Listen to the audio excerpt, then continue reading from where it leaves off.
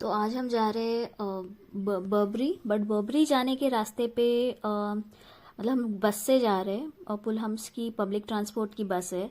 जाते वक्त ये पहले एक कॉट्सवोल्ड्स का और एक विलेज आता है, बर्टन ऑन द वाटर। सो यहाँ पर हमने 30 मिनट्स स्पेंड किया बर्बरी जाने के पहले। तो मैं वो दिखा रही हूँ पहले। बर्टन ऑन द वाटर ये भी एक कॉट्सवोल्ड्स का बहुत ही फेमस विलेज है। यहाँ पे बहुत टूरिस्ट्स आते हैं। राइट नाउ सुबह का टाइम है इसलिए इतने टूरिस्ट है नहीं, बट अराउंड 10:30-11 बहुत टूरिस्ट हो जाते हैं। ये पूरा ग्रीन कलर का एरिया है, पूरा भर जाता है, लोग बैठे हुए रहते हैं। मैं पहले भी आई हूँ यहाँ पर, इसीलिए मुझे पता है, इसलिए मैं ये बोल रही हूँ। बट राइट नाउ कोई नहीं है, सुबह जल्दी का टाइम है इसलिए। तो हमने यहाँ पर आई थिंक अराउंड 30 मिनट्स आज स्पेंड किया। बट अदरवाइज भी हम आए हैं जब पहले, तो तब हमने पूरा डे स्पेंड किया था। तो ये रिवर विंडरश है। और उसके बाजू में ये विलेज है। कॉट्सवोल्ड्स का पार्ट है। कॉट्सवोल्ड्स के बहुत सारे विलेजेस है। ये बर्टन ऑन द वाटर का साइन है। यहीं पर था तो मुझे अच्छा लगा तो मैंने उसको रिकॉर्ड कर लिया। तो जैसे आपने देखा यहाँ पर रिवर्स है और रिवर में ट्रीज का रिफ्लेक्शन दिख रहा है, वैसे ही वो साइन में भी दिख रहा था। पीछे जाके देख लेना अगर अच्छा लगा आपको तो वो साइन वैसा था। तो यहाँ पे मैं भाग रही हूँ, सॉरी थोड़ा शेकी हो गया है वीडियो। एक्चुअली अमन रुका था मेरे लिए। मुझे लगा बस जा रही है, उसने मेरे को बुलाया कि बस जा रही है, तो मैं भाग रही थी। बट एक्चुअली बस को टाइम था, तो फिर हम बस में बैठे। टिकट दिखा के, ये एक्सप्लोरर टिकट ली थी हमने। तो एक्सप्लोरर टिकट का फ़ायदा होता है कि आप दिन भर उसमें उसको यूज़ करके ट्रैवल कर सकते हो, और पुलहम्स की सारी बसेस में आप ट्रैवल कर सकते हो। पुलहम्स की क्यों बोल रही हूँ मैं, मतलब ये जो बस है वो पुलहम्स कंपनी की है। तो अलग अलग कंपनीज प्राइवेटली चलाती हैं यहाँ पे, जैसे स्टेज कोच हो गया, पुलहम्स हो गया। तो आप स्टेज कोच से इस टिकट को यूज़ करके ट्रैवल नहीं कर सकते, आप पुलहम्स से ही ट्रैवल कर सकते हो। और कॉट्सवोल्ड्स में यही बसेस चलती है। अदरवाइज बाहर स्टेज कोच भी चलती है। तो यहाँ पे मैं बस से थोड़ी देर के लिए उतर गई थी क्योंकि बस को टाइम था। मतलब इतना टाइम था कि मैं बाद में वीडियो ले रही थी, क्योंकि अंदर बैठे बैठे भी क्या करे। फिर थोड़ी देर बाद बस चल पड़ी थी, तो यहाँ पर मैंने ये कुछ वीडियोस लिए खेतों के। सरसों के खेत है। ये मेरे को तो सरसों के ही लगते हैं, DDLJ वाले येलो कलर के। यहाँ पर यूके में इस एरिया में बहुत फार्मिंग होती है, तो ये वही खेत है। तो अभी बस जा रही है बर्टन ऑन द वाटर से बिबरी की तरफ, कॉट्सवोल्ड्स में ही बिबरी की तरफ।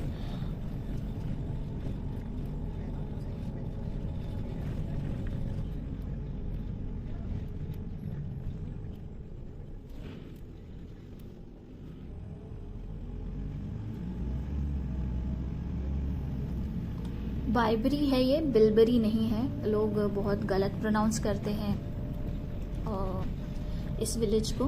बाइबरी है। मैं तो पहले बिबरी बोलती थी। प्रोनाउंसिएशन गलत होना कोई बुरी बात नहीं है आई थिंक, बट उनका करेक्ट प्रोनाउंसिएशन यूज़ करने की ट्राई करना एक अच्छी बात है, तो इसलिए मैं बता रही हूँ बाइबरी। ये आर्लिंगटन रो है। बाइबरी में फिर हम बस से उतरे, ये आर्लिंगटन रो है। ये जैसे मैंने कहा बाइबरी भी कॉट्सवोल्ड्स का ही पार्ट है, और इसको कैपिटल ऑफ द कॉट्सवोल्ड्स भी बोलते हैं। विलियम मॉरिस नाम का एक पोएट था। मतलब सिर्फ पोएट नहीं था, British textile designer, poet, artist, fantasy writer, architectural conservationist, बहुत बहुत कुछ था वो। एंड उसने कहा था कि ये मोस्ट ब्यूटीफुल विलेज है इंग्लैंड का। स्टोन बिल्डिंग्स है। ऐसे स्ट्रक्चर्स इंडिया में भी पुराने टाइम पे रहते थे। As far as if you remember, आपके गांव में अगर आपके कोई नेटिव प्लेसेस है तो यू विल रिमेंबर कि ऐसे घर हुआ करते थे वो टाइम पे। आई थिंक यहीं से इन्फ्लुएंस था, क्योंकि we were ruled by Britishers for a longest time. So ये आर्लिंगटन रो है, इतना ही पार्ट है Arlington Row. National Trust own करता है आई थिंक, और बहुत ज़्यादा आइकॉनिक एंड फोटोग्राफ्ड साइट है। ये यूके पासपोर्ट्स के इनसाइड कवर पे भी रहता है। कभी कोई यूके पासपोर्ट देखने मिला तो मैं आपको ज़रूर दिखाऊंगी। 14th सेंचुरी में बना हुआ है, तो ये मतलब यहीं से इंस्पायर्ड है इंडिया का भी आर्किटेक्चर। ये कहने को हमें शर्म नहीं आनी चाहिए, I think it's okay. So but ये चीज़ हमें दिखाती है कि हम कितना इन्फ्लुएंस्ड है इनके कल्चर से, ब्रिटिश कल्चर से। इसमें नेशनल ट्रस्ट के टेनेंट्स भी रह रहे, पब्लिक को कोई एक्सेस नहीं है इन घरों में वैसे तो, बट जैसा भी है। रिवर कोल नहीं है, ये अमन है, उसको लग रहा है मैं उसकी फ़ोटो ले रही हूँ, बट मैं मजाक कर रही थी। मैंने ये वीडियो डाल दी, देखते हैं उसका रिएक्शन क्या है इस बात पे। तो हाँ, तो ये रिवर कोल्न है, ये दूसरी रिवर है और बाइबरी के पास में है। ये सेकंड टाइम मैं गई थी अमन के साथ उसी जगह पे, तो मैंने सोचा कि और एक बार रिकॉर्ड कर लूँ, शायद कुछ बेटर और अलग दिख जाए। बट ये टाइम तक बहुत सारी पब्लिक आ गई थी। जैसे आपको दिख रहा है यूके में बहुत आजकल इंडियन पब्लिक दिख रहा है, मैंने नोटिस किया है, बहुत इंडियंस दिखते हैं यहाँ पे। I think it is because UK बहुत सारे स्किल्ड एम्प्लॉयज़ को इंडिया में वीज़ास प्रोवाइड कर रहा है, skilled worker visas and so on. So brain drain हो रहा है इंडिया से स्टिल यहाँ पर, ऑल्दो यहाँ पर इनका खुद का कॉस्ट ऑफ लिविंग क्राइसिस चालू है। तो ये एंड था ऑलमोस्ट आर्लिंगटन रो का, और यहाँ पे कुछ हांगकांग के लोग आई थिंक, हमने नोटिस किया कि यहाँ पर सिर्फ इंडियंस ही नहीं, अदरवाइज भी इमिग्रेंट्स बहुत सारे हैं। कुछ हांगकांग के भी लोग दिख रहे थे यहाँ पर हमें। I think Hong Kong and UK का जो वीज़ा प्रोवाइड करने का जो सिस्टम है वो बहुत इजी है हांगकांग के लोगों के लिए। यूके का वीज़ा मिलना आई थिंक उनको 2 साल या 6 महीने के लिए या 5 साल के लिए वीज़ा तुम अप्लाई कर सकते हो और तुमको मिल सकता है। ये मैंने government.uk की साइट पे देखा है, ऐसे नहीं कि मैं खुद बोल रही हूँ। तुम यहाँ काम करने आ सकते हो या स्टडी करने आ सकते हो, इतना डिफ़िकल्ट नहीं होता वीज़ा मिलना तुमको। मेरे को श्योर नहीं है कि स्पॉन्सर रिक्वायर्ड है कि नहीं, अगर मुझे पता लगेगा तो मैं आगे आपको ज़रूर बताऊंगी। बट इंडियन लोगों के लिए ये एक अलग सिचुएशन हो जाती है कि अगर आपको यूके आना है तो आपको स्पॉन्सरशिप लेना पड़ेगा किसी एक एम्प्लॉय से एंड एम्प्लॉयर्स के पास यूजुअली कुछ नंबर ऑफ अवेलेबल वीज़ास होते हैं। तो बहुत सारे एम्प्लॉयर्स को गवर्नमेंट अभी ये वीज़ास प्रोवाइड कर रहे हैं ताकि वो स्किल्ड वर्कर्स को बाहर से लेके आ सके। इसलिए यहाँ पर इमिग्रेशन बहुत होता है, बहुत बाहर के लोग आते हैं यहाँ पे सिंस डेवलप्ड कंट्री है। एंड इनका करेंसी भी बहुत स्ट्रांग है। Right now I think while we are talking 103 ऐसा कुछ करेंसी रेट चालू है। But cost of living crisis still है बिकॉज सैलरीज उतनी स्ट्रांग नहीं है, स्टिल सी। तो ये हम एक कोने से दूसरे कोने पे आए उसके बाद, और यहाँ पर हम बैठ गए थे थोड़े टाइम के लिए। तो मैं जब उठी तो मैंने सोचा ये जगह बहुत अच्छी थी तो एक कैप्चर कर लेते हैं रिवर कोल्न के बाजू में। एंड उसके सामने ही ये होटल था, स्वॉन होटल। और फिर उसके बाद हम बाइबरी देखने चले गए पीछे की तरफ, बिकॉज पूरा बाइबरी विलेज पीछे की तरफ ही है। आगे सिर्फ आर्लिंगटन रो है और वो ही मोस्टली टूरिस्ट अट्रैक्शन है, तो लोग मोस्टली वही देखते हैं। तो हमने सोचा पीछे विलेज भी देख लेते हैं। और जैसे मैंने पहले भी बताया था, रास्ते बहुत छोटे हैं यहाँ के, तो बाजू में यहाँ पे फुटपाथ है which is a nice thing. T shops and cafes बहुत सारे हैं। हाँ, ये साइकिलिस्ट्स है। तो जैसे मैंने कहा, साइकिलिस्ट्स और बाइकर्स बहुत आते हैं यहाँ पे। यूके में ओवरऑल ही साइकिलिस्ट्स आते हैं काफ़ी, मतलब घूमते हैं काफ़ी। मतलब एक डेढ़ घंटे का साइकिल राइड कर लिया। This is common. Even Indians who are staying in UK do this and it's a good thing. यहाँ पे मुझे एक छोटा सा ऐसा स्टेयरकेस दिखा, बहुत क्यूट सा था, तो मैं उसको एक्सप्लोर कर रही थी। सारे जो आप देख रहे हैं ये घर सारे, हाँ एक्चुअली मैं पहले सोच रही थी करूँ, फिर बाद में मैं वापस रिटर्न आई कि देख ही लेती हूँ क्या है। ऊपर जाके देखा तो यहाँ पे तो गेट है, तो मैं वापस चली गई। और अमन यहाँ पे मेरा वीडियो लेते हुए, क्योंकि उससे कुछ फनी लग रहा था। मैं उसका शॉर्ट बना के डाल दूंगी, आप बताना मेरे को क्या फनी लग रहा था उसको। तो हाँ, फिर मैं नेक्स्ट वापस आगे गई। यहाँ पे अगेन इंडियंस दिख रहे हैं मुझे, कुछ husband and wife and a kid, वो फोटो ले रहे थे, तो हम रुक गए थे यहाँ पे। फिर हमने भी यहाँ पे कुछ फोटोज ली, फिर बाद में आगे चले गए। बट घर कितने सुंदर लग रहे हैं यहाँ पे। ये एक बहुत ही पुराना 1921 का बेंच है। ये 1971 में इंस्टॉल्ड होगा, क्योंकि ये पीरियड लिखा है इसके ऊपर। तो और ये रॉक के स्ट्रक्चर्स देखे, ये ब्रिक्स बनाए उन्होंने रॉक से, एंड वो एक के ऊपर एक स्टैक किए हैं एंड उससे वॉल बनाई है। और यहाँ पर पोस्ट ऑफिस भी बहुत छोटे छोटे से है। मंडे को कलेक्शन लिखा है, देखो, नेक्स्ट कलेक्शन मंडे। और ऐसा बोर्ड भी है उसके अंदर की क्या टाइम पे कलेक्शन होगा एंड थिंग्स लाइक दैट। अच्छा था, उसके ऊपर E2R लिखा है। फिर हम और एक्सप्लोर कर रहे थे। ब्यूटीफुल कलर्स हो जाते हैं ये टाइम पे यूके में, ये सीजन में स्पेशली। कोई भी अगर यूके आने की ट्राई कर रहा है राइट नाउ, और अगर आपको कोई भी हेल्प चाहिए in any way, like information के तरीके से, सो आप प्लीज़ मुझे कमेंट्स में बता देना। मैं ट्राई करूँगी आपको हेल्प करने की, जितनी मुझसे हो सकती है। सो यहाँ पर मैं कुछ ज़्यादा ही हैप्पी हो गई थी आसपास का एरिया देख के, बहुत ब्यूटीफुल दिख रहा था सब कुछ। ये पिंक कलर का पेड़ भी बहुत सुंदर लग रहा था। आई थिंक मैंने बहुत सारे इसके वीडियोस लिए हैं। शेडिंग भी हुई है कुछ उसकी, तो नीचे भी पिंक कलर के फ्लावर्स है। रास्ता भी पूरा पिंक हो गया, लाइट पिंक, बेबी पिंक हो गया, सुंदर लग रहा था। मैं आपको बेसिक रिक्वायरमेंट्स बता देती हूँ। ये एक ब्लाइनहम कॉटेज, 1821 से ये कॉटेज है। 1821 यानी बहुत पुराना, तो बहुत इंटरेस्टिंग था मेरे लिए इसीलिए मैं इंट्रीग हो गई थी उसको देख के।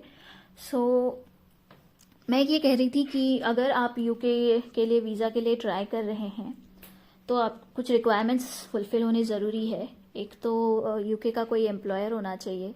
ये अगेन ब्लाइनहम कॉटेज 1821। मैं शायद पीछे चली गई थी, तब मैंने इसको फिर से क्यूरियोसिटी के तहत देख लिया था। फिर हम रिटर्न जा रहे थे, क्योंकि हम कुछ ज़्यादा ही बाइबरी विलेज के अंदर चले गए थे। फिर हम रिटर्न जाने की ट्राई कर रहे थे। तो अगर आप यूके स्पॉन्सरशिप के लिए ट्राई कर रहे हो, तो एक तो किसी यूके एम्प्लॉयर से अप्रूव्ड होना चाहिए, वो आपके पास सर्टिफिकेट ऑफ स्पॉन्सरशिप होना चाहिए। यानी सबसे पहले आपको जॉब मिलनी ज़रूरी है, जो स्पॉन्सर करे आपको, वो एम्प्लॉयर आपको स्पॉन्सर करे, ऐसी एक जॉब मिलनी ज़रूरी है।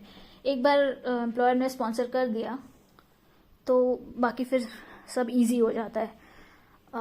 मतलब उसके बाद of course there are other requirements, like आपको इंग्लिश आनी चाहिए। You must be able to speak English, and वो आपको प्रूफ करना रिक्वायर्ड है। Your knowledge of English has to be proved. वो प्रूव करने के भी तरीके हैं।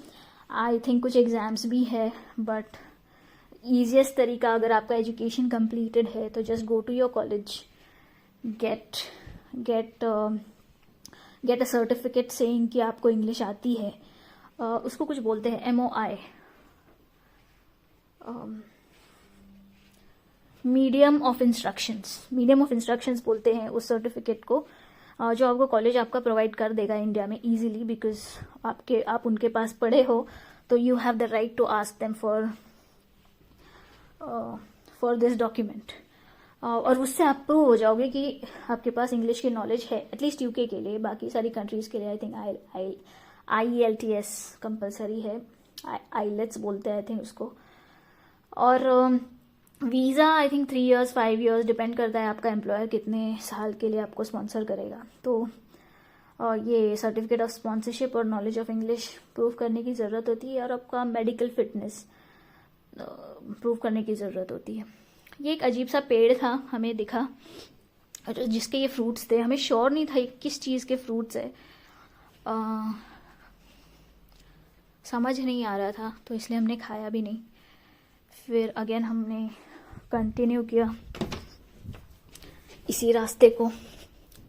तो हम भी इसी के थ्रू आए थे, स्किल्ड वर्कर वीज़ा के थ्रू आए थे लास्ट ईयर। अमन के एम्प्लॉयर ने उनको सर्टिफिकेट ऑफ स्पॉन्सरशिप दिया था, एंड मैं एज अ डिपेंडेंट आई थी। सो यही तरीका है अगर आपको आना है तो। अगर और ये जो इंग्लिश लैंग्वेज आपको आती है, ये प्रूव करने वाली बात है। अगर आपने एजुकेशन कंप्लीट नहीं किया है, आपने सिर्फ 10th and 12th किया है, and you have not completed your bachelors, तो ये प्रूव करना आपके लिए थोड़ा मुश्किल हो सकता है। एजुकेशन कंप्लीटेड नहीं है एंड वो उसका मीडियम ऑफ इंस्ट्रक्शन इंग्लिश नहीं है, किसी और मीडियम से किया है, तो वो मुश्किल हो सकता है। उसके लिए आई थिंक एग्ज़ाम्स है जो आप दे सकते हो। मेडिकल में आई थिंक सिर्फ TB टेस्ट करवाने की ज़रूरत होती है आपको, आई थिंक नहीं, मैं श्योर हूँ, मैंने किया है। सो मेडिकल में सिर्फ उसकी ज़रूरत होती है। अगर आपको TB नहीं है, यू कैन ईजिली एंटर। इन सब चीज़ों के चार्जेस है, कुछ भी फ्री नहीं है। आई थिंक मेरे को तो लगता है कि यूके मोस्टली इन पैसों पे ही, लाइक जो ये वीज़ा सप्लाई कर रहा है लोगों को, स्किल्ड वर्कर लोगों को लेके आने के लिए, तो यूके मोस्टली इससे बहुत ज़्यादा अर्न करता है। It's a good way to earn from immigrant population. मैं इसको अपोज नहीं कर रही, हमारी भी ज़रूरत होती है, इसीलिए हम आते हैं। वरना किसको पसंद है अपना देश छोड़ के कहीं भी रहना। तो यहाँ पर ये ट्राउट फार्म्स थे, बट हम अंदर गए नहीं, क्योंकि हमने बाहर से ही देख लिया कि अंदर जाने के चार्जेस 1250 रुपये है। अमन कह रहा था जाते अंदर, बट और वो कह रहा था कि बहुत सुंदर होगा शायद अंदर जाते, तो मैंने उसको बोला सब कुछ सुंदर ही है यहाँ पे। एक फन पार्ट था। ये हमें स्वॉन दिखा वहाँ पे, अच्छा, मतलब स्वॉन होटल है और यहाँ पे शायद स्वॉन्स बहुत सारे दिखते हैं, तो मैं उसको भी कैप्चर कर रही थी। बट प्रॉब्लम ये हो गई कि शायद इस स्वॉन को बहुत सारी इचिंग हो रही थी, तो कंटिन्यू अपना इचिंग फिक्स करने में ही लगा हुआ था। हाँ, ये ट्राउट फार्म्स है जो मैं कह रही थी कि हम नहीं गए, तो मैंने बाहर से एक वीडियो बना ली।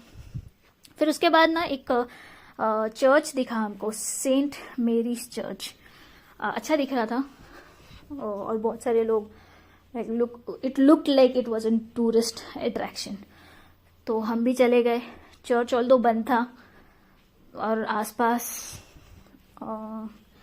मतलब आसपास there was a place where people were buried, but पुराने बरियल्स थे ये सारे। अगर आप ईयर्स चेक करोगे तो 1898 ऐसे ही सारे ईयर्स थे। It was not recent burial. फिर हमने चर्च की प्रदक्षिणा की। प्रदक्षिणा करते वक्त हम सारे जो बोर्ड्स लिखे हुए हैं, इसको क्या बोलते हैं, I really don't know, I am sorry, मैं किसी को हर्ट नहीं करना, बट जो लिखा हुआ था वो हम पढ़ने की कोशिश कर रहे थे कि कितना पुराना है। तो बहुत पुराने थे, 1821, मतलब देख के हमें ऐसा फील हो रहा था कि ये विलेज बहुत पुराना है।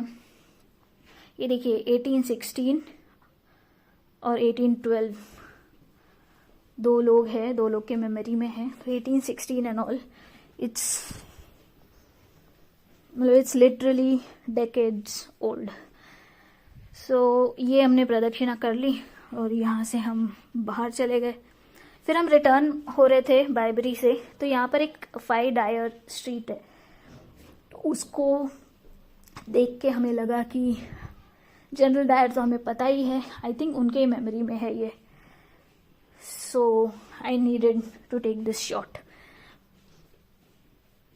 साइरनसेस्टर में है ये, राइट नाउ हम साइरनसेस्टर में ही है,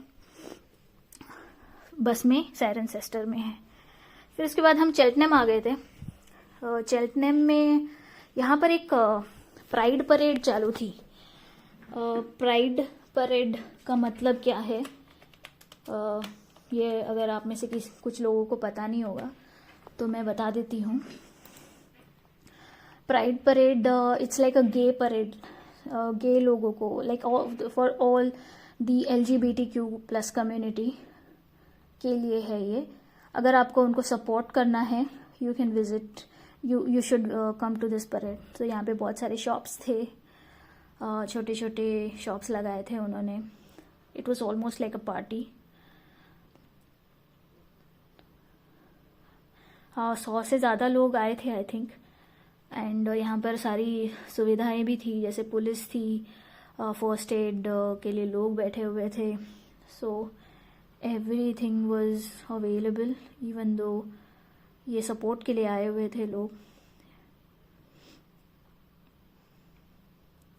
यहाँ पर एक इवेंट भी चालू था। उस इवेंट में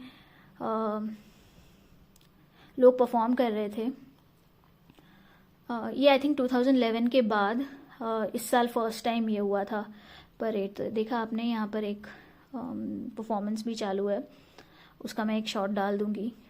तो all the colours that you see, सब लोगों ने कुछ ना कुछ LGBTQ+ के कलर्स पहने हैं, उस वजह से उनका सपोर्ट बहुत अच्छे से दिख रहा है। तो सब सपोर्ट करने आए हैं, तो हम भी आ गए। चेल्टनम में इम्पेरियल गार्डन्स में ये था। इम्पेरियल गार्डन्स राइट नाउ बहुत ब्यूटीफुल हुए हुए हैं। जब कुछ इवेंट नहीं रहेगा तो मैं आपको फिर से एक बार यहाँ पर लेके आऊँगी। ये आपने देखा फर्स्ट एड के लिए लोग खड़े हैं, देखा आपने कितना ब्यूटीफुल हुआ है राइट नाउ गार्डन।